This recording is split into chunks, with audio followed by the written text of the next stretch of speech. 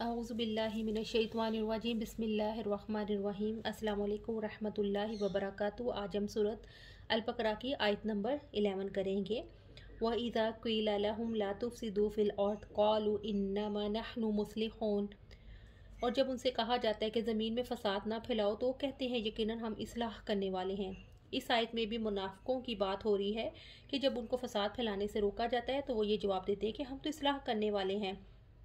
अल्लाह रब्बुल इज़्ज़त ने मुनाफ़िकों के रवैये की वजाहत करते हुए फरमाया है कि जब उन्हें ज़मीन में फ़साद फैलाने से रोका जाता है, और यहाँ फ़साद से मुराद कुफ़र शिर्क है। फ़साद से मुराद दुश्मनों के पास मुसलमानों के राज पहुँचाना और काफरों से दोस्ती रखना भी है। तो ये लोग जवाब देते हैं कि हम तो इस्लाह करने वाले हैं। इन्होंने दो बातों को इकट्ठा कर दिया है, फ़साद फिल अर्द का इर्तिकाब और इस बात का इज़हार कि ये फ़साद फैलाना नहीं बल्कि इस्लाह चाहते हैं। तो गोया इन्होंने तो हक़ाइक़ को ही बदल दिया, यानी फ़साद का नाम इस्लाह रख दिया। दूसरा जो है फ़ेल बातिल और इसके हक होने के एतकाद को जमा कर दिया। ये लोग इन लोगों से ज़्यादा बड़े मुजरिम हैं जो गुनाह को हराम समझते हुए गुनाह करते हैं। मुनाफिक साजिशें करते हैं और कहते हैं कि हमारा तरीका सुलह का है, हम किसी से बिगाड़ नहीं चाहते, हम सबके खैर ख्वाह हैं और सुलह कराना चाहते हैं। इनका ज़ाहरी बर्ताव अच्छा होता है, जबकि इनकी काफरों से दोस्ती की वजह से मुसलमानों को सख्त ख़तरात का सामना करना पड़ता है। ये इनकी महज जहालत है जिसको सुलह कहते हैं। वो आयन फसाद है लेकिन इन्हें एहसास ही नहीं होता, और वो ख़ुद को ज़्यादा बाशऊर समझते हैं। लेकिन अल्लाह क्या फरमाते हैं कि ये तो शऊर ही नहीं रखते।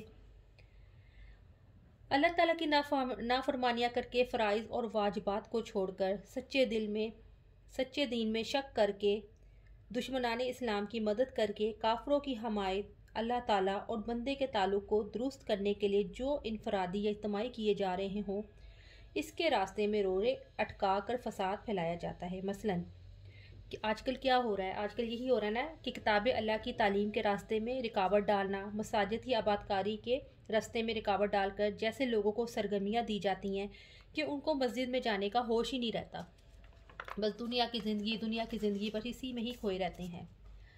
अल्लाह ताला के नज़दीक इस्लाह का मतलब ये है कि इंसान वही काम करे जिसके लिए अल्लाह ताला ने उसे बनाया है। सही ईमान अमले सालिह को इख्तियार करके शिर्क और नाफरमानियों को छोड़कर ज़मीन के अंदर इस्लाह होती है।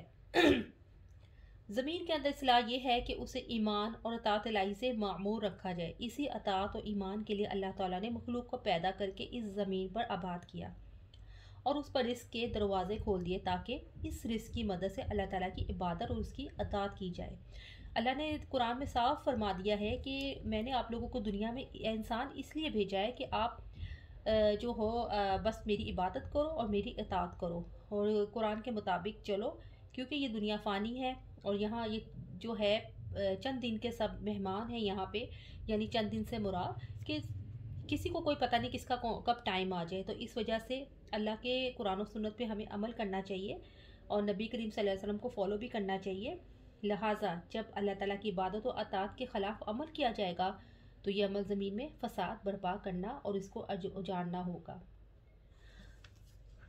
सुबहानक अल्लाहुम्मा व बिहम्दिका अशहदु अल्ला इलाहा इल्ला अंता अस्तगफिरुका व अतूबु इलैक। अस्सलामु अलैकुम व रहमतुल्लाहि व बरकातुहू।